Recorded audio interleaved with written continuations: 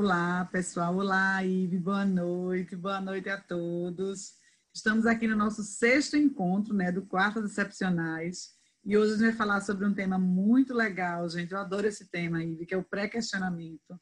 É, assim, um requisito de admissibilidade que a gente trabalha muito com ele. É muito importante, realmente, sabe? Relacionado ao cabimento, né, do recurso. Então, assim, acontece muito da falta de pré-questionamento. Então, eu acho que todo cuidado é pouco com esse tema, né? E eu gosto muito, toda vez que eu vou falar do pré-questionamento, porque é um assunto que ele era complicado. Depois que a gente trabalha todo dia, vai ficando mais claro, mais simples, né?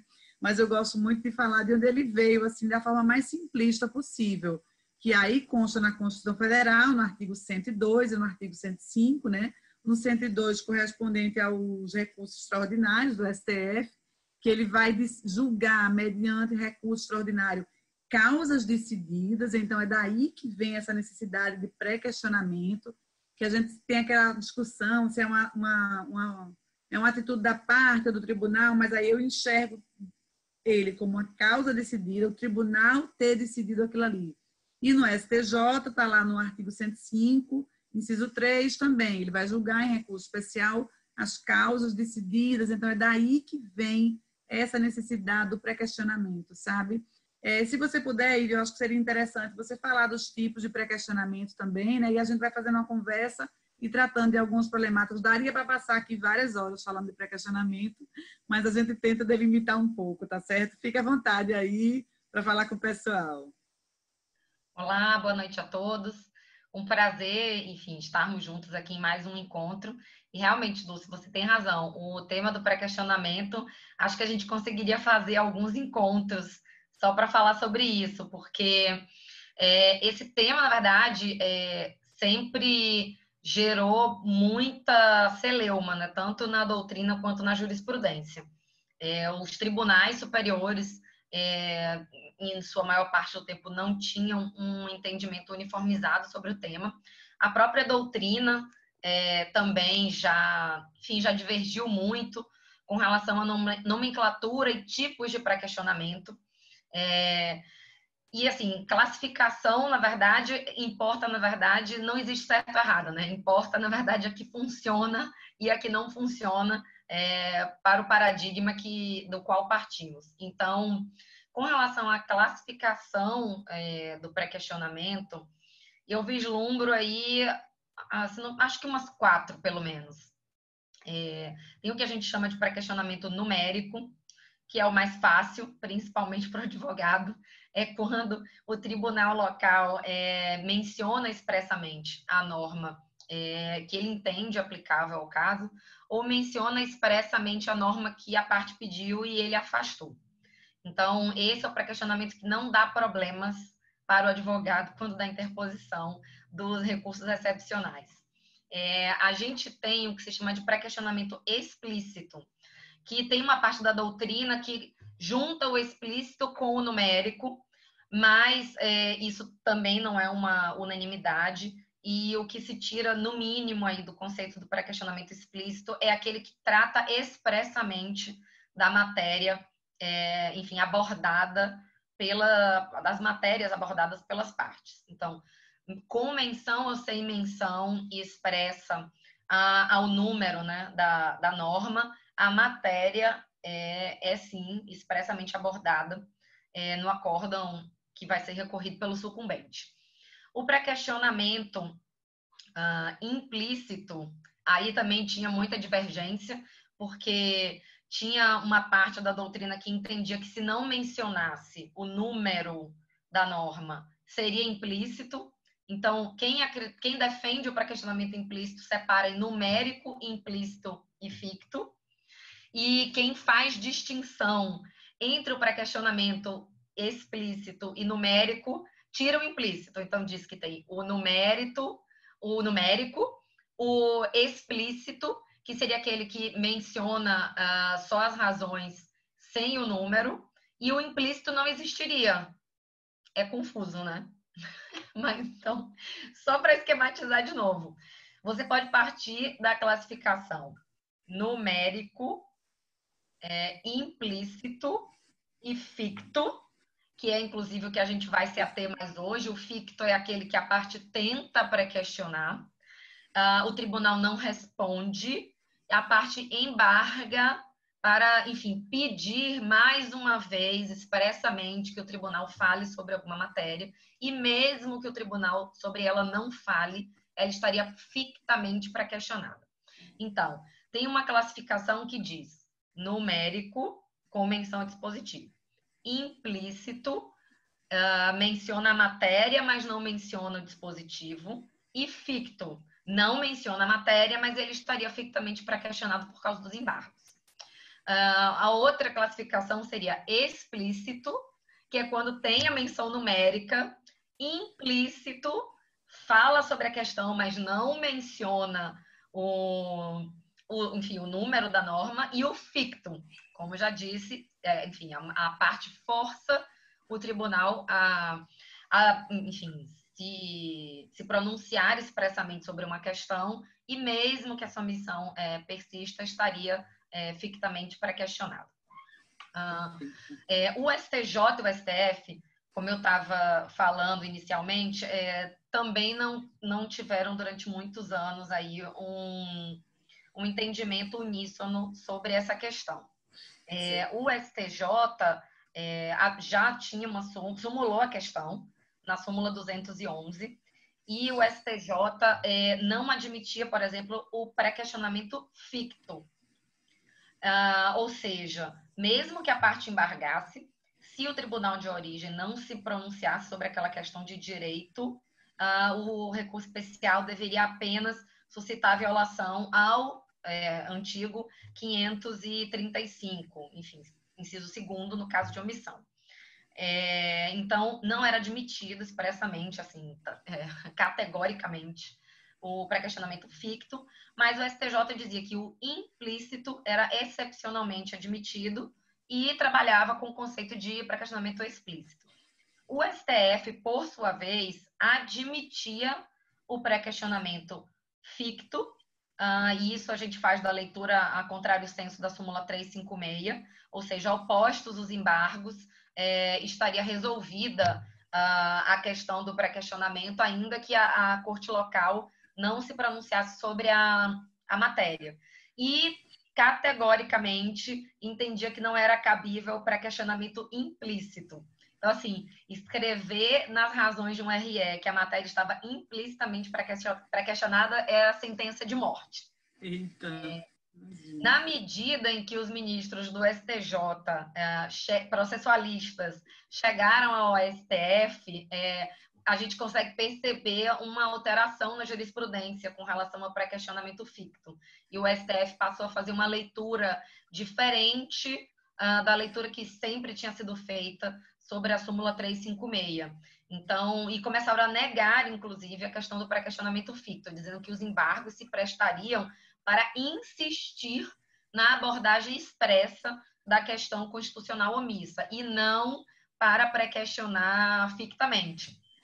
E aí, por fim, veio o CPC de 2015 com o artigo 1025, que aí atendeu aos anseios, enfim, da classe da advocacia, que por mais que tente fazer com que o tribunal se pronuncie sobre uma determinada questão federal ou constitucional, não lograva êxito porque os acórdãos não eram respondidos da forma como deveriam ser, e o que tornava impossível, obstacularizava o acesso às cortes superiores. Então, atendendo aí aos anseios de advogados e principalmente de jurisdicionados, veio aí a positivação do pré-questionamento ficto, que é, enfim, o que eu e a Dulce nos concentraremos mais hoje. E a Dulce vai tratar agora de como os tribunais superiores, o STJ e o STF, reagiram ao Instituto do Pré-questionamento Ficto, previsto no 1025 do CPC. Oi, perfeito. Na verdade, é o seguinte, quando eu comecei a trabalhar com juiz de admissibilidade, eu até passei a rever a importância dos embargos de declaração. De fato, nós recebemos muitos recursos, muitos recursos especiais, extraordinários, que a questão não está realmente decidida pela corte local. Então, daí surge a falta de pré-questionamento é um problema muito grande. Me ajudou a compreender esse assunto, eu entender que o pré-questionamento, por mais que a palavra diga pré-questionamento e possa induzir erro, na verdade, a corte tem que decidir, tem que ter uma causa decidida. Então, por mais que a parte se esforce, no final, para estar pré-questionado de verdade, a parte tem que ter, o tribunal tem que ter julgado, né? Tem que ter decidido a causa. Então, agora, o que acontece? Quando o tribunal não decide, a parte entra com os embargos de declaração, às vezes ela consegue essa decisão, às vezes ela não consegue essa decisão. E é daí que surge o pré-questionamento ficto, né? Que aí, por mais que realmente, antes do CPC de 2015, até pelo que você falou muito bem aí, pela súmula 356, o STF, num primeiro momento, ele estava até aceitando esse pré-questionamento ficto, desde que tivessem sido opostos embargos de declaração. Não é isso? Então, foram opostos embargos de declaração, admitiu o pré-questionamento ficto. Já o STJ, não. Pela súmula 211, seria inadmissível recurso especial quando a questão, a despeito da oposição de embargos de declaração, não foi apreciada. Então, era uma situação que a parte não ia ter esse pré-questionamento ficto. De certa forma, na minha visão, e eu até fui olhar, hoje eu dei uma lida na doutrina, e eu vi argumentos assim excelentes contra o que eu entendo. Eu não sei aqui amarrar todo o raciocínio dele, mas eu acho que é muito interessante pensar também do outro lado. Mas, assim, na minha visão até então, o que acontece? De fato, o CPC possibilitou esse pré-questionamento ficto, né, pelo 1025. Entretanto, e aí quando eu fui estudar hoje, também fui na jurisprudência, e aí vi um voto da ministra Nancy, que é no RESP 1639/314, Minas Gerais. Nesse RESP, ela foi a primeira vez que se consagrou esse pré-questionamento ficto. E aí, pelo raciocínio da ministra, que eu já digo logo que eu concordo, eu entendo isso, desse jeito também, para você chegar no pré-questionamento ficto, que o 1025 possibilita, tem que ter havido uma omissão, entendeu? Então, se teve uma omissão, é importante que o advogado aponte essa omissão. Então, ele tem que alegar violação ao 1022. Não tem como existir pré-questionamento ficto se não tiver omissão. Então, é importante que o advogado aponte a omissão, diga exatamente, inclusive porque essa omissão pode ser de questões fáticas também.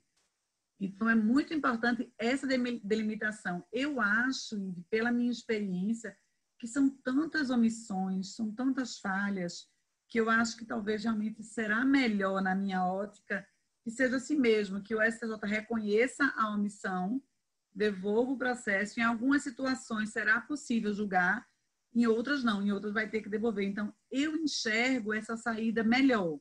E assim, se eu tiver que dizer um conselho, eu acho que se você vai ser utilizado para questionamento ficto, é melhor você apontar a violação 1022 direitinho, dizer exatamente qual foi a omissão, do que você correr o risco de pegar uma jurisprudência que certamente vai barrar seu recurso. E pelo que a gente viu também, o próprio STF vem aplicando a súmula 356, mas no sentido de não admitir o pré-questionamento ficto. Não foi Ivia Savignano, a gente viu isso aí. Então, assim, eu gosto muito de alertar essa questão, mas, assim, eu acho que a gente sempre aprende, e eu quero, você pode argumentar um pouco em sentido contrário, que é super importante, mas, assim, eu estou aqui só alertando como eu faço, e para mim é muito claro isso. Para mim está tranquilo. Eu compreendo o raciocínio da STJ, o que tem prevalecido. Eu até me preocupo, isso aí eu quero botar uma opinião para saber o que é que você acha.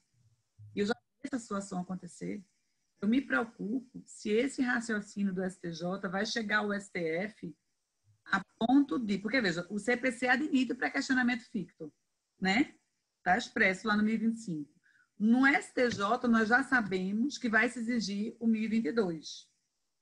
E no STF? Imagina que a parte está precisando ser utilizada para questionamento ficto e ela só, em tese, ela só precisaria do recurso extraordinário. Ela vai ter que entrar, então, com RESP para apontar a violação 1022 ou a súmula 356 vai se vir. Será que vai se vir? É importante conferir isso para não não tem um problema. Porque pelo que a gente viu em alguns julgados no STF, até vou ver se eu pego o número aqui para apontar, o recurso extraordinário 12.59.659, acredito que seja esse, não admitiu. Então, é muito importante prestar atenção nisso, para ver se é essa linha que vai realmente o STF vai seguir, entendeu? E se for no STJ, eu não correria nenhum risco, assim, eu acho que é melhor. Mas aí você fala, aí fica à vontade, fala o que é que você acha disso, quero aprender também, viu? Fica à vontade. Dulce, a gente até que estava indo bem, né? Nos últimos vídeos a gente não estava Era. discordando. Eu acho que Voltou de agora beijinho. a gente vai voltar a assumir posições antagônicas. Eita, vamos lá. Que eu penso sobre essa questão? Eu queria antes só fazer um esclarecimento preliminar com relação ao pré-questionamento ficto. Como você colocou muito bem, a exigência de causa decidida é uma exigência constitucional. Então, eu não vislumbro constitucionalidade no pré-questionamento ficto. Porque se para o recurso ser admitido a causa tem que ter sido decidida, no pré-questionamento ficto se parte do pressuposto de que a causa não foi decidida, mas se cria uma ficção jurídica para se presumir uma manifestação que não existiu para que o recurso possa ter trânsito. Então, assim, eu queria fazer esse esclarecimento de que eu não vislumbro constitucionalidade nesse dispositivo, porque ele contraria o que está escrito no inciso 3º dos artigos 102 e 105 da Constituição Federal. Mas, partindo do pressuposto que essa norma existe e, enfim, não tem a DIN e a constitucionalidade dela não está sendo questionada, ou, enfim, não tem nenhuma decisão do STF suspendendo a eficácia da norma, eu entendo que o STJ tem dado uma interpretação equivocada do texto da norma. Por quê? E aí, só voltando um pouco ao que você falou do julgado, é o RESP 1639314 de Minas Gerais, de relatoria da ministra Nancy Andrighi. Esse julgado é de 2017 e ele ecoou pelo STJ, ou seja, de 2007 para cá, todos os outros ministros, enfim, sua maioria, têm decidido nesse sentido. No sentido de, ao se alegar uma violação a uma determinada norma federal que tenha sido objeto do pré-questionamento implícito, ou seja, a parte embargou, a gente até estava vendo, né? Nesse caso, a norma era o 492 do CPC. Então, a parte embargou, pediu a menção expressa, enfim, da corte local sobre a aplicação ou não dessa norma, e o tribunal não respondeu, enfim, ao questionamento, né, feito em embargo de declaração. E o recurso especial foi aviado alegando violação a essa norma, dentre tantas outras. E o voto da ministra, acompanhado pelos seus pares, foi no sentido de que, e aí no sentido que a Dulce também muito bem colocou, entendeu a ministra, entende o STJ e entende a Dulce, que se existe uma omissão do tribunal sobre a aplicação daquela norma, neste caso, 492 do CPC, deveria haver um capítulo no recurso especial que falasse sobre a violação ao 1022 e, em seguida, o capítulo de violação ao 492, enfim, nas razões do especial, mencionando a existência de pré-questionamento implícito dessa norma. Por que que eu entendo que essa visão, essa interpretação dada pelo STF, na verdade, mata o pré-questionamento implícito? Não que eu goste dele, mas se a ideia é fazer com que ele funcione, essa interpretação mata o pré-questionamento implícito. O que eu entendo do pré-questionamento implícito? Na verdade, ele serve para convalidar um vício da corte local. Então, se a parte pede expressamente... O ficto. Desculpa. Só essa correção, mas vai lá. A parte pede expressamente que a Corte se manifeste sobre um dispositivo de lei federal ou constitucional e pede, na verdade, pode ter pedido já nas razões do seu recurso, do agravo, da apelação, o tribunal não se manifesta, ela pede expressamente embargo de declaração. Se o tribunal continua omisso, a ideia do pré-questionamento ficto é admitir o acesso direto, independente de um equívoco, de uma falha que não foi do jurisdicionado, que não foi da parte. Então, a ideia é que a parte não fique prejudicada por uma má prestação da corte local. O que é o correto a se fazer nesse caso era fazer o recurso especial por violação ao atual 1022, inciso 2º, ou, no caso, um recurso extraordinário também por violação ao artigo 93, inciso 9 da Constituição Federal, para pedir que se reconhecesse a deficiência de fundamentação, a omissão, e o processo voltasse para que a Corte Local se manifeste expressamente sobre a questão, enfim, federal ou constitucional. Só que o que acontece na prática, e eu já passei por isso várias vezes, de ter um recurso especial provido pelo 1022, o processo voltar para o tribunal de origem e o tribunal de origem repetir, mudar as palavras, mas repetir o acórdão. Isso é um grande erro. E a gente faz um outro recurso falando do 1022 e aí ia ficar nesse jogo de gato e rato para sempre. Essa mentalidade tem que mudar. A ideia do pré-questionamento implícito é pular essa etapa que não resolve o problema do jurisdicionado. É dizer, olha, a parte fez o que pôde e como ela cumpriu o ônus dela de pedir expressamente a manifestação do tribunal sobre aquela questão, essa questão pode ser apreciada pelo Tribunal Superior. Então, assim, a ideia do pré-questionamento ficto, a ideia do 1025, claramente é suprir um vício. Se os tribunais superiores impõem a alegação pela parte necessariamente como condição de validade do pré-questionamento ficto, e aí digo o STJ especificamente, a violação ao 1022, a gente vai voltar para o jogo de gato e rato que a gente tinha antes. Porque o que é que acontece? Se o recorrente alega omissão e pede o provimento do recurso, porque quando se alega violação ao 1022, o que a parte pede? Provimento do recurso para reconhecer a existência de erro em procedendo. O processo tem que voltar para o vício ser corrigido. Então, assim, por uma questão lógica, se existe um capítulo de violação ao 1022 e um capítulo de violação, nesse caso, por exemplo, ao 492 do CPC, o STJ vai dar prova porque a omissão existe. O STJ vai continuar dando provimento pelo 1022, vai voltar e o problema vai continuar. Então, assim, essa exigência, no meu entender, óbvio que eu compreendo, Dulce, o fundamento. Se existe uma omissão, deveria haver violação 1022. O fato é que, se isso for feito, o pré-questionamento ficto vai ser esvaziado, porque os tribunais vão passar, o STJ, falando de normas federais, vai passar a dar provimento ao recurso pelo 1022, porque a omissão é um fato, é inequívoca, e o processo vai voltar.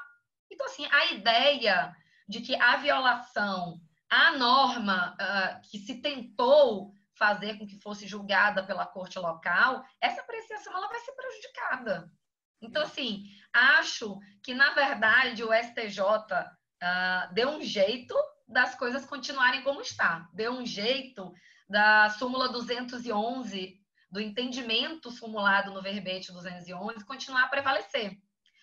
E o STF, você mencionou aí o julgado do RE 125-9659, do ministro Barroso, é um acórdão deste ano.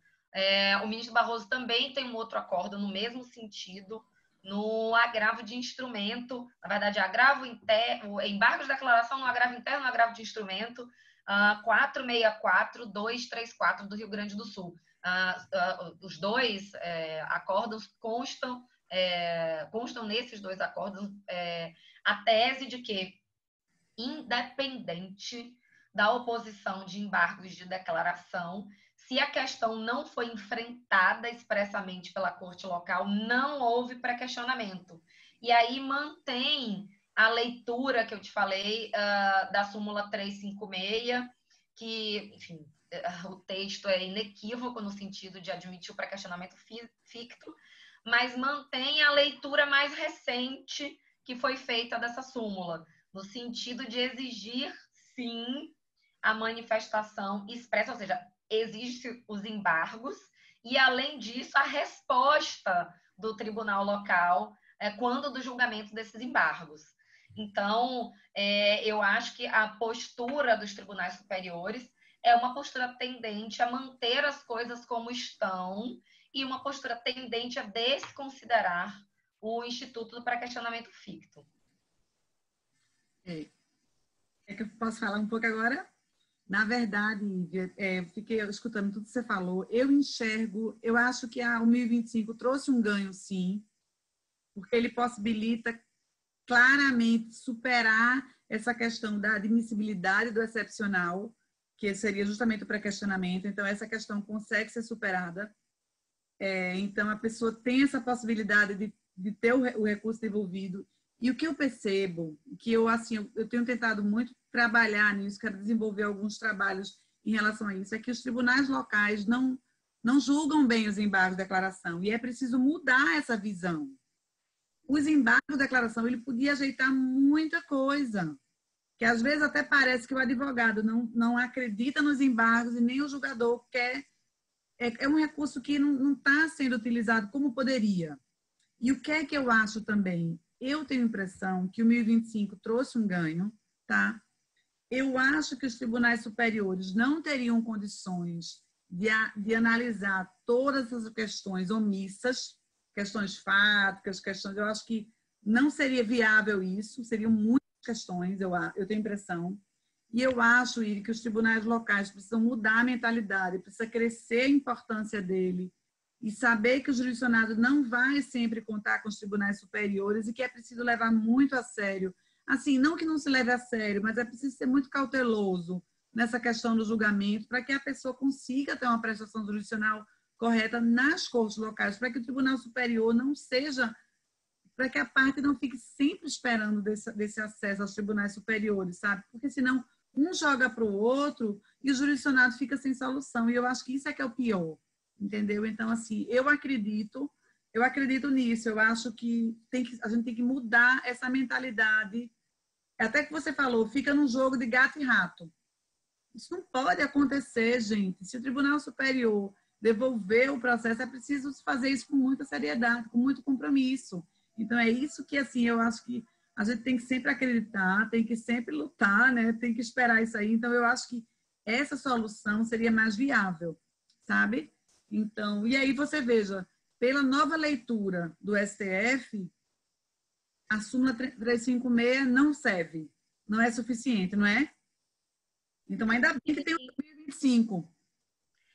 Mas pelos julgados, esses julgados que a gente leu do Barroso e a gente também achou julgados do Lewandowski nesse sentido, eles já de alguns anos deram uma leitura mais restritiva, né, da súmula 356 para não admitir mais o pré-questionamento ficto e assim, no meu entender, desconsiderando totalmente a redação da norma, ou seja, eles isso. E você sabe que nesse essa norma no julgado. Nesse ponto aí, o 1025 ele traz um ganho para o jurisdicionado, concorda? Então, a ideia, eu entendo... Porque se a gente for só pela Constituição, vai ser pior para o jurisdicionado. Isso, sim, sim. Veja bem, eu não acho o entendimento que já tinha sido consagrado pelo STJ na súmula 211 e mesmo até nessa releitura que foi feita da súmula 356 do STF, eu não, tecnicamente, constitucionalmente, é um entendimento correto.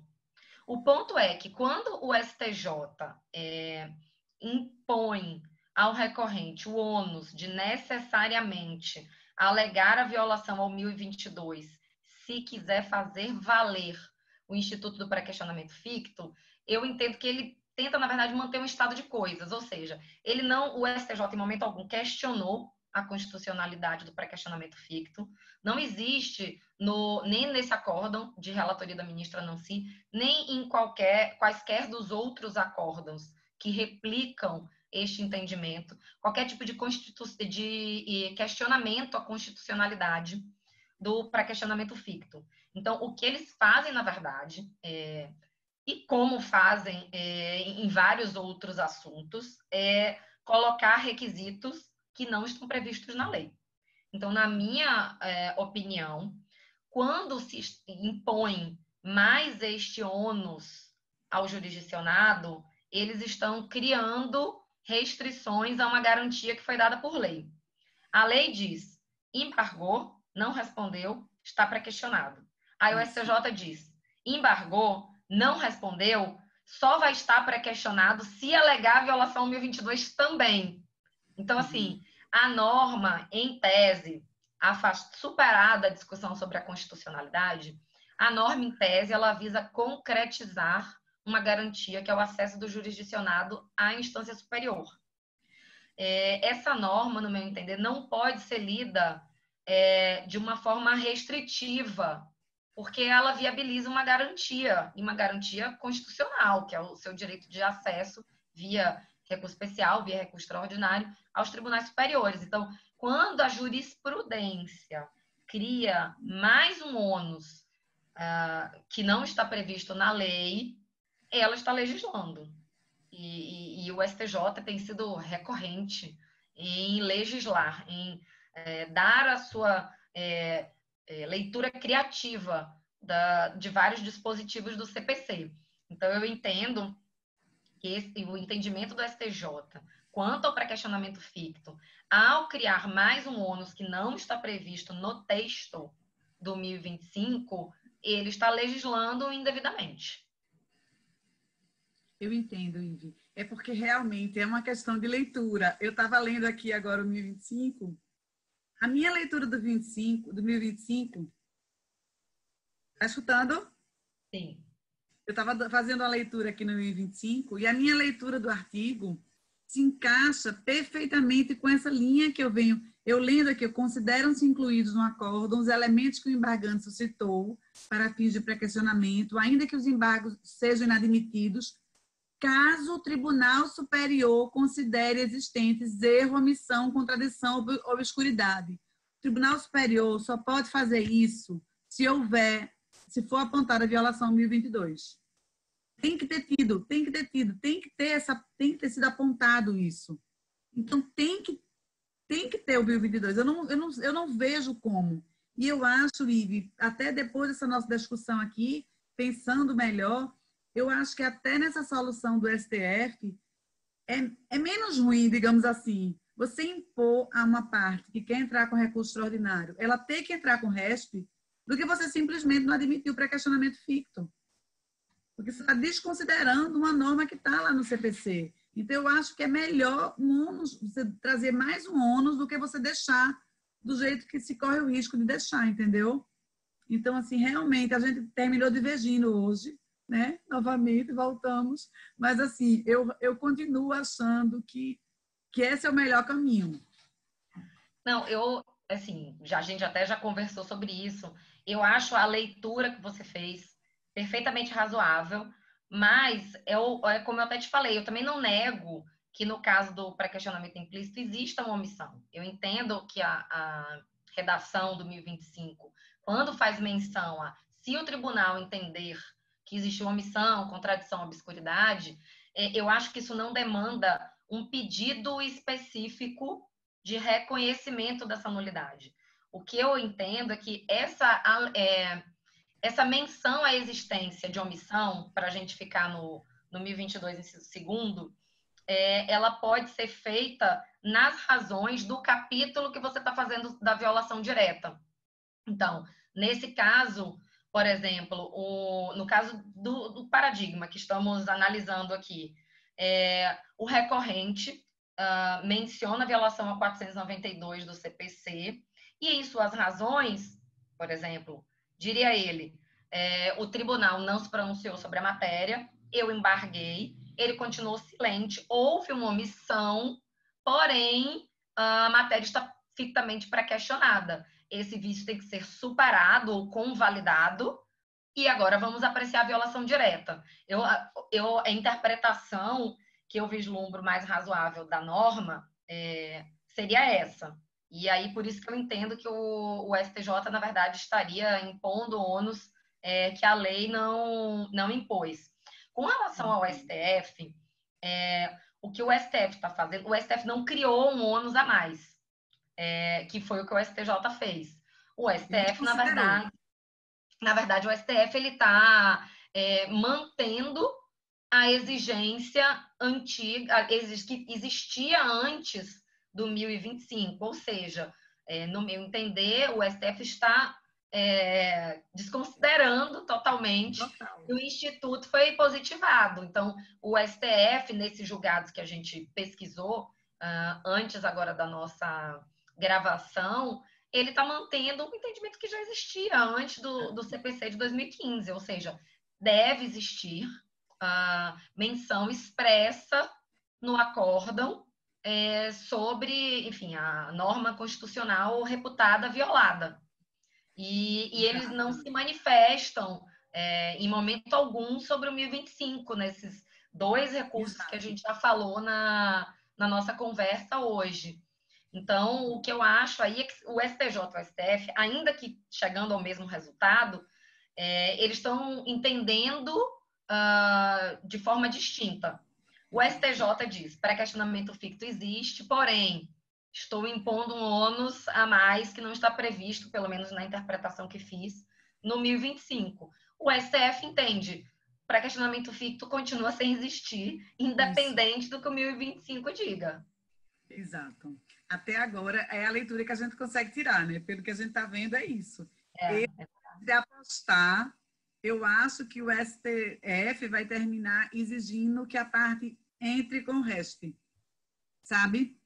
Para poder... ou, de repente, entre com um RE. E aí, se a parte entrar com o RESP, o RESP vai ser devolvido para que o tribunal local resolva isso. E tem que forçar mesmo, resolva. Você tem que resolver.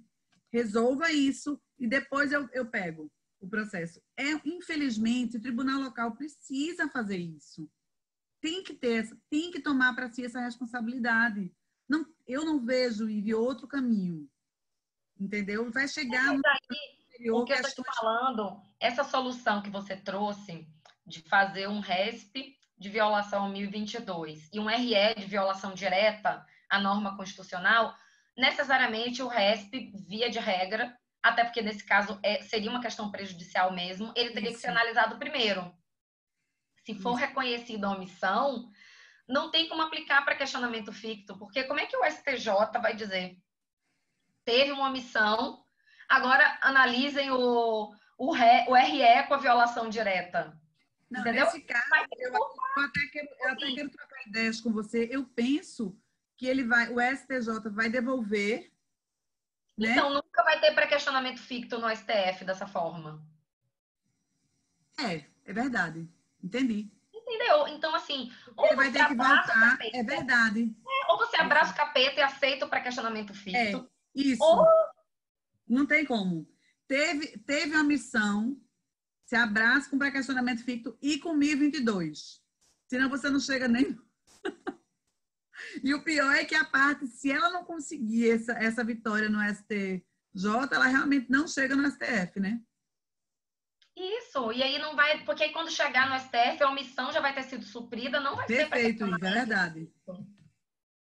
Assim, como advogada, manda quem pode, obedece quem tem juízo, estou lá fazendo meu capítulo de violação ao 1022. Mas, assim, sob protestos, porque eu estou cumprindo um ônus que o 1025 não me impôs. Eu sei. Ive, mais uma vez, a gente aprende muito, né? Eu adoro discutir com você. E, assim, pode ter certeza que mesmo eu estando com essa impressão dessa conclusão, eu vou estudar. Eu vou ler a doutrina. Eu prefiro quando a gente discorda, fica mais animado. Fica mais animado. Foi ótimo, então. Ive, foi maravilhoso nosso encontro mais uma vez. Você quer falar mais alguma coisa? Não, acho que eu já fiz todos os protestos que eu tinha para Todos fazer os hoje. protestos, tá ótimo. Mas é isso aí, Ive, foi um prazer. Foi um Obrigada, prazer, querida, discutir esse assunto com né? você. Você sabe muito desse tema, você Oh, e vive nesse você dia a dia. também. Foi muito legal. Espero que E todos que. realmente é incrível como eu cresço com isso, sabe? Eu cresço com os nossos estudos, eu cresço com as polêmicas que você traz para me fazer assim repensar, sabe, o que eu às vezes estou fazendo no automático. Então isso é muito legal. Eu espero que as pessoas estejam gostando, estejam acompanhando. Como o Ive continua ainda sem Instagram, pode mandar para o meu Direito com Dulce Pontes, pergunta, sugestão de tema, o que precisar, tá certo? Boa noite a todos, então, e obrigada aí, viu? Tá joia, pessoal. Boa noite. Até a próxima. Até a próxima.